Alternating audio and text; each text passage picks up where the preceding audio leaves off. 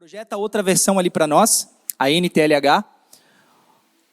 Olha só o que diz numa outra versão, um pouco mais contemporânea. Deus me escolheu como apóstolo e mestre para anunciar o evangelho. É por isso que eu sofro estas coisas. Mas eu ainda tenho muita confiança. Guarda essa palavra, confiança.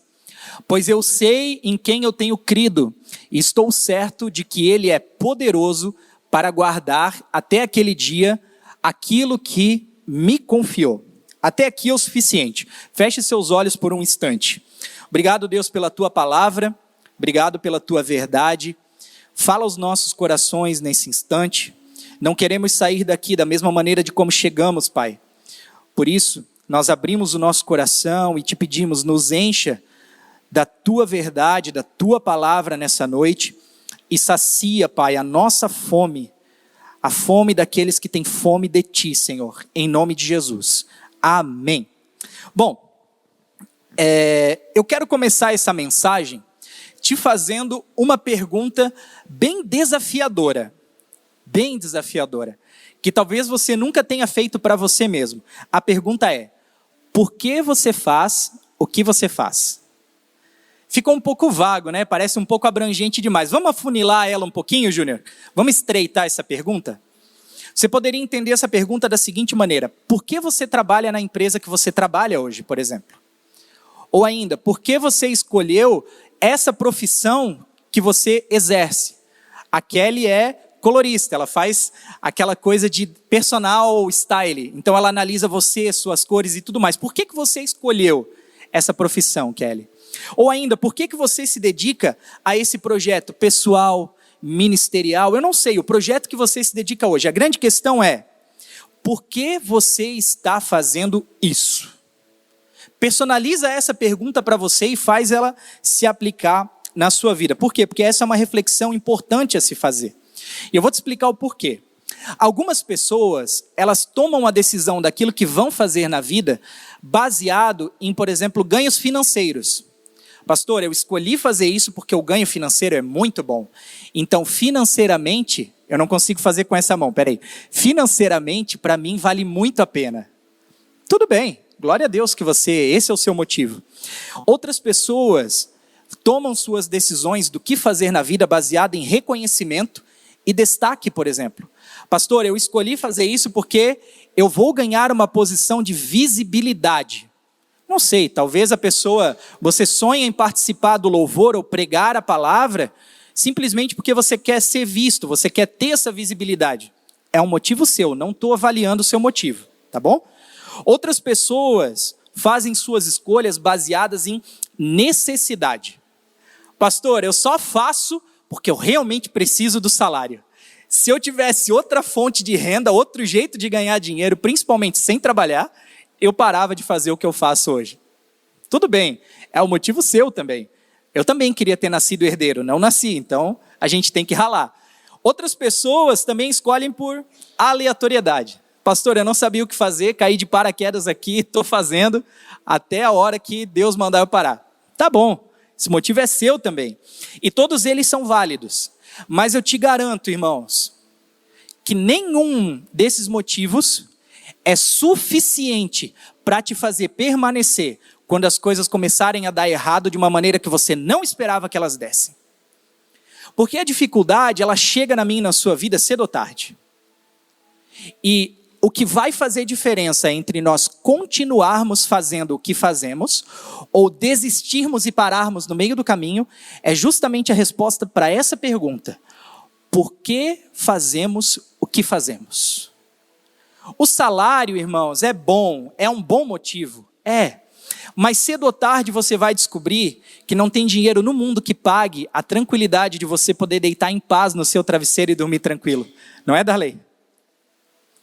Você vai entender que a posição de destaque que você sempre quis, cedo ou tarde vai chegar alguém que brilha mais do que você e vai tomar o seu lugar e você vai se ver sem aquilo. Então, irmãos, existe algo que é capaz de te fazer permanecer fiel e firme ao propósito, ao plano original. E não é nada do que nós falamos aqui. E esse motivo, essa razão se chama propósito. Repita comigo, propósito. Porque quando você entende o motivo de você estar fazendo isso, ou seja, qual é o propósito com aquilo, as circunstâncias contrárias não têm força suficiente para te parar. As circunstâncias contrárias não têm força suficiente para te fazer desistir. Porque o dia mal vai chegar para mim e para você, se já não chegou. A tempestade vai bater no barco da sua vida. E a diferença entre aqueles que permanecem e aqueles que param, desistem e não avançam, não continuam fazendo o que fazem, é justamente isso, propósito. Porque você sabe que o propósito é maior que as circunstâncias e de que os seus próprios sentimentos. Você pode estar decepcionado, Bruno. Você pode estar triste, você pode estar amargurado, você pode estar preocupado, decepcionado. Mas a convicção do propósito vai te fazer seguir em frente, mesmo que os seus sentimentos te digam para parar. Pensa comigo se você já não passou por isso, irmãos. Você fazia alguma coisa, de repente algo se levantou contra você, eu não sei, trabalho, faculdade, eu não sei o que é. E de repente você diz, eu vou parar. Quer saber? Não vale a pena continuar insistindo nisso. Não vale a pena seguir com isso. Por quê? Porque aquilo que você fazia não tinha propósito. Se tivesse, você continuava. Você estava fazendo por qualquer motivo que fosse, menos por um propósito. Porque quando existe o propósito, nós prevalecemos no meio das adversidades. E Paulo, o nosso personagem de hoje, ele tinha essa convicção bem forte dentro do seu coração. Paulo, um homem que outrora foi perseguidor de cristãos, matador de crente, agora era um seguidor de Jesus. Agora era alguém que se dedicava ao evangelho e estava disposto a ir até o fim por essa causa. Disposto a ir até o fim por esse propósito, chamado Jesus. Então é sobre Paulo que nós vamos aprender hoje. Vamos ver novamente isso no nosso texto de hoje. Pode projetar de novo o texto de 1 Timóteo aqui no telão. 1 Timóteo não, 2 Timóteo. 2 Timóteo capítulo 1, verso 11 e 12. Olha só. Deus me escolheu como pregador, apóstolo e mestre para anunciar o evangelho. É por isso que eu sofro essas coisas. Mas eu ainda tenho muita confiança, pois eu sei em quem eu tenho crido e estou certo de que Ele é poderoso para guardar até aquele dia aquilo que Ele me confiou. E, irmãos, talvez as palavras de Paulo, elas não impactem tanto o nosso coração se a gente não entender o contexto pelo qual Paulo escreveu essas palavras. Acompanha comigo. Paulo, ao escrever a Timóteo, ele estava no fim da sua vida, Ney. Paulo, ele estava preso no fim do seu ministério, preso numa masmorra, abandonado por todos aqueles que outrora eram seus amigos. Você pegar aqui o livro, a carta de 2 Timóteo, você vai ver, ele diz, todos me abandonaram, agora estou sozinho, ele diz. E ele deixa então essa, que é a última carta antes da sua morte. Essa aqui são as últimas palavras de Paulo antes dele morrer. Quando ele termina 2 Timóteo, ninguém nunca mais teve notícias do apóstolo Paulo e ninguém nunca mais ouviu falar sobre o nome dele. Então, essa daqui é a última carta que ele deixou registrada para mim e para você. Inclusive, ele já sabia que estava prestes a morrer, porque mais para frente no capítulo 4, verso 6, ele diz assim, ó, quanto a mim, já estou sendo oferecido por libação, ou seja, estou sendo oferecido como oferta, e o tempo da minha partida chegou. Então, nesse ponto da história, no fim da sua vida, Paulo, já prestes a morrer, ele já tinha sofrido muita coisa por causa desse camarada chamado Jesus. Só para você ter uma ideia do que Paulo passou no seu ministério, em Atos 13, por exemplo, nós vemos Paulo tendo sido abandonado por Marcos, seu amigo, cooperador no ministério. E ao que tudo indica, provavelmente o mesmo escritor do Evangelho de Marcos. Numa parte da jornada, ele abandona Paulo. Ele volta para Jerusalém, diz a palavra. Lá em Atos 15, nós vemos Paulo tendo sido abandonado também por Barnabé, outro cooperador do ministério. Atos 16, um capítulo à frente, Paulo é preso pela primeira vez. E depois da primeira prisão, ele é preso mais 6 vezes. 6 vezes. Fora essa primeira, um total de 7. 7 vezes Paulo esteve preso, irmãos, ao longo da sua vida, do seu ministério. Em Filipenses 4, Paulo também diz que sabia o que era passar necessidade e ter fome.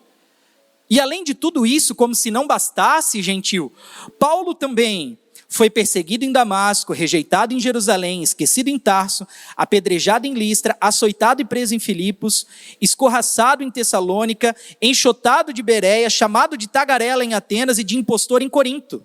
Ele enfrentou feras em Éfeso, foi preso em Jerusalém e acusado em Cesareia. Ele enfrentou um naufrágio na viagem para Roma e foi picado por uma cobra em Malta.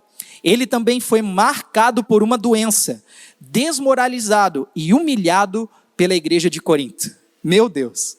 Esse é o nosso personagem de hoje, o apóstolo Paulo. E o camarada ainda tem coragem de dizer: sejam meus imitadores, como eu sou de Cristo. Acho que Paulo tinha um senso de humor bem aguçado, né, irmãos? De poder dizer isso. Mas olha que história que ele teve. E por que eu te contei tudo o que ele sofreu? Porque tudo isso que ele sofreu foi por causa do evangelho. Ele disse aqui nas suas palavras: para este evangelho eu fui designado pregador, apóstolo e mestre. Por isso estou sofrendo essas coisas. Irmãos, a vida de Paulo, após a sua conversão, quando ele se encontra com Cristo, Soraya, mudou drasticamente. E Deus, o próprio Deus, fala para Ananias, ele diz assim: vai, impõe as mãos sobre ele para ele voltar a ver, porque ele viu que você entraria lá para ele voltar a ver, e eu vou fazer ele experimentar um pouco do que é sofrer pelo meu nome. O próprio Deus fala isso, e isso aqui, segundo as palavras de Deus, era um pouco do que ele tinha que sofrer por causa do nome de Deus. Então, irmãos, sejamos sinceros. Diante de todo o relato da vida de Paulo que eu te falei, tudo que ele sofreu, ele tinha ou não tinha motivo para desistir? Pelo amor de Deus, claro que ele tinha, e tinha muitos. Ele talvez até tivesse pensado nisso, muitas vezes, ao longo da sua caminhada. Mas sabe, o porquê que Paulo não desistiu e continuou e prevaleceu, mesmo diante das adversidades? O primeiro motivo que fez Paulo prevalecer, mesmo passando por tudo isso, e indo até o fim, por causa do evangelho de Jesus, é porque Paulo tinha muito claro dentro do seu coração uma coisa: o propósito pelo qual ele fazia aquilo. Lembra que nós falamos de propósito, que se você não tiver propósito, você desiste? Paulo tinha propósito, irmãos. Ele sabia o porquê ele estava passando por isso, porque ele sofria, e ele disse: vale a pena. Por essa causa, vale a pena. Ele disse: Deus me escolheu como pregador, apóstolo e mestre para anunciar o evangelho, e é por isso que eu sofro essas coisas. Senso de propósito, irmãos. Se você não tiver um senso de propósito naquilo que você faz, você para quando a dificuldade chega. Você desiste quando a adversidade bater na sua porta. Você fica no meio do caminho, e Paulo sabia claramente quem Deus chamou ele para ser. Ele diz: Deus me chamou para ser pregador, apóstolo e mestre.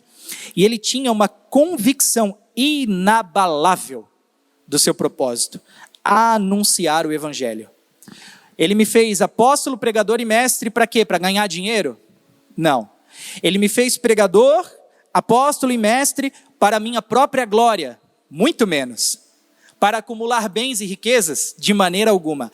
Ele me fez pregador, apóstolo e mestre para anunciar o evangelho, ou seja, para viver por essa causa chamada Jesus. Para viver por essa causa chamada Jesus. E por causa disso, ou seja, por este motivo, por este propósito, é que ele não recuou e se manteve fiel a Jesus até o fim da sua vida. Mesmo nas últimas palavras dele, prestes a morrer, como ele disse, ele falou é chegada a minha hora, a minha partida está próxima. Algo assim, eu não lembro exatamente, mas ele disse isso. É chegada a hora da minha partida, eu acho que foram essas as palavras. Mesmo no fim da vida, sabendo que ia morrer, ele não recuou. E agora é que fica interessante a história de Paulo, de por que ele não recuou e o que ele fez com tudo aquilo que ele passou. Irmãos, presta atenção no que eu vou te dizer. Você tem duas escolhas diante das dificuldades e dores que você passa. Ou você se deixa abater por elas, ou você pega cada uma delas, ressignifica no seu coração essas dores, transforma em propósito e segue adiante. Você pode parar por causa das suas feridas, por causa das suas dores, ou você pode pegar cada uma delas, ressignificar, que é encontrar um novo significado para tudo que você está passando e seguir adiante, rumo ao que Deus tem para a sua vida. Então olha só o que ele fala mais à frente. 2 Timóteo, ainda no capítulo 1, mas no versículo 8 e 9, ele diz assim, ó. Ele está falando a Timóteo, tá? Ele diz assim, ó. Não se envergonhe do testemunho de nosso Senhor Jesus, nem de seu prisioneiro que sou eu. Pelo contrário, participe comigo dos sofrimentos a favor do Evangelho, segundo o poder de Deus que nos salvou e nos chamou com santa vocação. Se você estiver anotando essa palavra, eu queria que você escrevesse o que eu vou te falar agora. Quem não sabe o propósito pelo qual está vivendo, vive de qualquer jeito, fazendo qualquer coisa, indo para qualquer lugar e desiste por qualquer motivo. Eu vou repetir para que você tenha a oportunidade de gravar isso no seu coração. Quem não sabe o propósito pelo qual está vivendo, vive de qualquer jeito, fazendo qualquer coisa, indo para qualquer lugar e desiste por qualquer motivo. Sem propósito, não dá. Fala para você mesmo, sem propósito não dá. Não dá. Não dá. E o segundo motivo que fez Paulo chegar até o fim da sua vida, esse segundo motivo, irmãos, não é mais o porquê Paulo foi até o fim, mas como ele conseguiu chegar até lá sem desistir. Sabe como? Fazendo exatamente o que eu falei para você poucas palavras atrás. Ressignificando as dores de tudo que ele tinha passado, de toda a sua jornada, de toda a sua história, e transformando isso em combustível, energia, para ele chegar até o fim e cumprir a carreira que Deus tinha para a sua vida. Paulo decidiu colocar o seu propósito acima dos seus sentimentos. E isso é muito poderoso, meu irmão, porque você não pode viver baseado no que você sente, você tem que viver baseado naquilo que você crê, porque o seu sentimento vai te enganar. O seu sentimento vai tentar parar o propósito que Deus tem na sua vida, ou vai tentar até abortar esse plano na sua vida, te fazer desistir, te fazer se isolar. Então, se o seu sentimento falar mais alto, você está fadado a fracassar. Mas se o seu propósito estiver acima do que você sente, acima das suas emoções, acima do seu sentimento, pode ter certeza que você não vai parar no meio do caminho. Infelizmente, para nós é muito difícil lidar com os próprios sentimentos, mas vamos olhar para Paulo. Paulo, ele foi um cara que foi traído, abandonado, desmoralizado, perseguido, preso. Então, com certeza, o sentimento natural que ele tinha dentro dele era o quê? Na primeira prisão, talvez eu e você já tivéssemos parado. Eu continuar isso?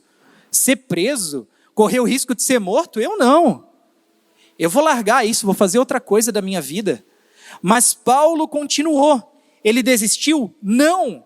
Pelo contrário, ele avançou. Porque Paulo aprendeu que os seus sentimentos não podiam mais dominar e definir as suas escolhas. E quanto mais eu olho para a vida de Paulo, mais eu tenho certeza que eu quero chegar no céu e tomar um café com esse cara. Porque eu tenho muito para aprender com ele. Porque como é difícil, não é verdade, para a gente lidar com os nossos sentimentos. A gente se decepciona, a gente se frustra com pessoas, com lugares, com situações e a gente faz o quê? Transfere para Deus. Primeira coisa que a gente faz é pensar em abandonar Deus. Eu não vou mais na igreja. Eu não vou mais no culto. Eu não quero mais ser crente. Eu não quero mais isso para a minha vida. Eu não quero aquilo. Porque a gente está transferindo. A gente não consegue lidar com os sentimentos pessoais e transformar isso em propósito e dizer, poxa, eu estou passando por isso, mas talvez Deus tenha um plano nisso que eu estou passando. Irmãos, se a sua vida está na mão do Senhor, se você já entregou seus caminhos a Deus, você precisa acreditar na palavra que diz que todas as coisas cooperam para o seu bem. Todas as coisas, até o que dá errado. Até o que para você está dando errado, para Deus pode não estar. O que para você pode não estar indo bem, para Deus pode estar indo certo. Porque pode ser o caminho que Deus encontrou para te livrar de uma queda lá na frente, te tirar de um buraco que você estava prestes a cair. Então, não ache que tudo de ruim que acontece na sua vida é Satanás se levantando, porque pode ser a mão do Senhor te livrando de algo muito pior lá. Então, se você já entregou sua vida para Jesus, confie nisso. Mas a gente quer desistir daquilo que Ele tem para nossas vidas. Virar as costas para Deus por causa do que estamos sentindo. Trocando o que é eterno pelo que é passageiro.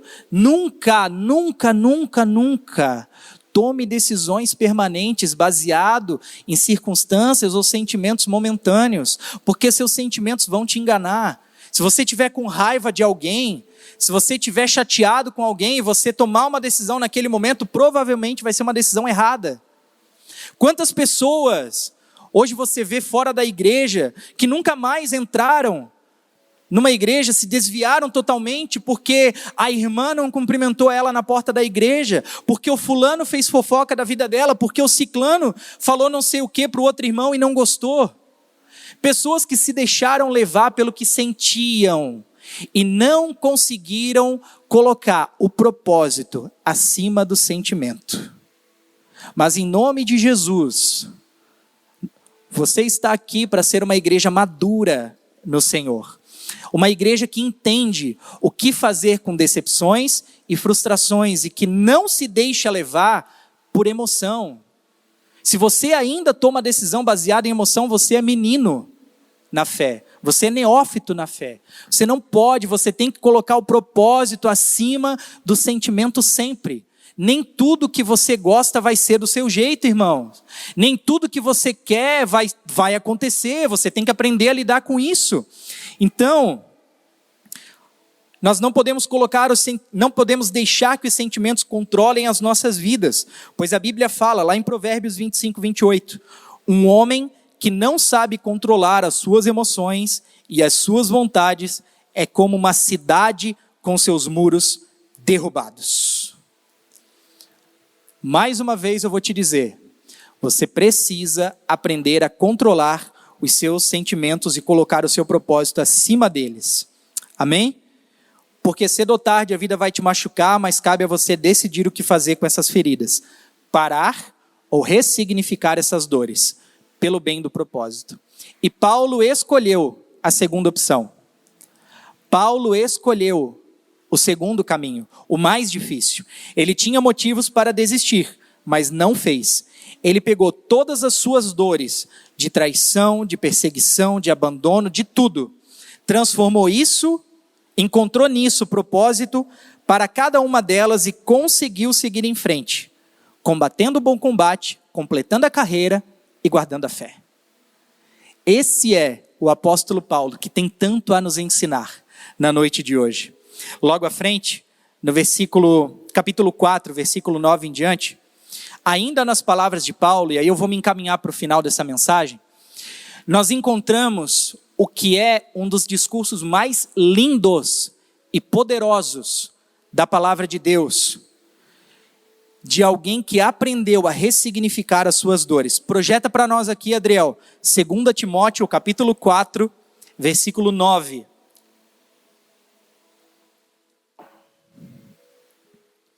Olha o que ele disse. Venha logo me ver assim que puder. Versículo 10. Pois Demas se apaixonou por esse mundo, me abandonou e foi para a cidade de Tessalônica. Demas foi um cooperador do ministério de Paulo, alguém que ele investiu, gastou tempo, mas ainda assim foi abandonado por ele. Crescente foi para a província da Galácia e Tito para a região da Dalmácia. Somente Lucas está comigo, versículo 11. Então Paulo já tinha sido abandonado por alguns dos seus seguidores. Agora, olha o verso 12, irmãos. Olha a grandeza das palavras de Paulo. Procure Marcos e traga-o com você, porque ele pode me ajudar no trabalho agora. Peraí. Esse Marcos que Paulo está chamando de volta para caminhar do lado dele no final do seu ministério, é o mesmo Marcos que traiu e virou as costas para ele, irmão. É o mesmo Marcos que, capítulos atrás, deixou ele e voltou para Jerusalém. E agora Paulo diz, chama Marcos de volta, porque agora ele me é útil para o meu ministério. Irmãos, pelo amor de Deus, o que isso nos ensina sobre perdoar pessoas para conseguir cumprir o propósito? Nem tudo que acontece na sua vida tem que ser, sabe, essa dor tem que ser eterna. Você tem que aprender a perdoar as pessoas, liberar perdão e, se necessário for, chamar de volta. Paulo disse, ele pode me ajudar no trabalho agora.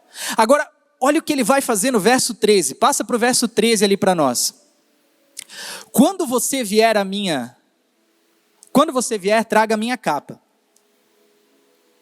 Não, volta um pouquinho ali. Aqui, ó, verso 12. Eu mandei Tíquico para a cidade de Éfeso.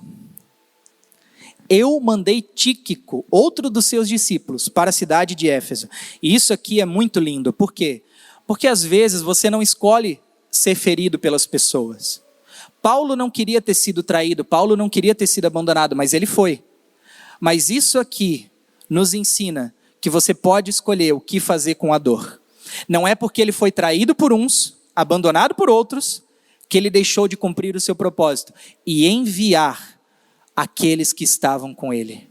Ele disse, eles me abandonaram, mas eu mandei Tíquico para a cidade de Éfeso.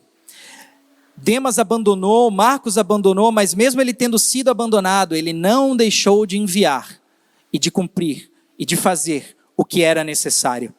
Verso 13. 13 agora? Quando você vier, traga a minha capa que deixei na cidade de Troade, na casa de Carpo, traga também os livros, principalmente os de couro. Agora passa um versículo adiante. Alexandre, o ferreiro, me prejudicou muito, mas que o Senhor lhe dê a sua recompensa de acordo com o que ele fez. Tome cuidado com ele, pois combateu com muita violência a nossa mensagem. Paulo ficou chateado com o tal do Alexandre? Claro. Ele disse, Alexandre me prejudicou muito, mas ele decidiu deixar isso nas mãos de Deus. Ele não disse assim, Alexandre me prejudicou, vai até ele, mata ele, atira a pedra nele, passa o facão nele. Não, ele disse, ele me prejudicou, mas que Deus cuide da vida dele. Ele deixou nas mãos do justo juiz, irmãos, e eu e você precisamos aprender a fazer isso.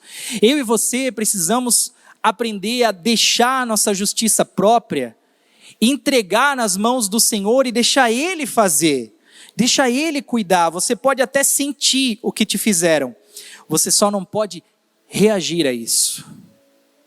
Te fizeram mal, faz como Paulo fez, que Deus cuide da vida dele, que Deus faça justiça na vida dele, não você. Justiça não é sua, é de Deus. Próximo versículo. Na primeira vez que fiz a minha defesa diante das autoridades, ninguém ficou comigo, todos me abandonaram. Quantos abandonaram Paulo? Todos abandonaram Paulo. Espero que Deus não ponha isso na conta deles.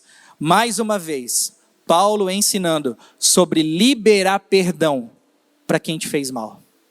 Paulo ensinando o que você deve fazer com a dor, ressignificar a dor dentro de você e não permitir que isso te pare, não permitir que isso mude o propósito dentro do coração, não permitir que a dor que você sofreu paralise o destino que Deus tem para você. Paulo ressignificou isso e disse, olha, eu espero que Deus não ponha isso na conta deles, ele foi abandonado por todos, E ainda assim liberou perdão para todos.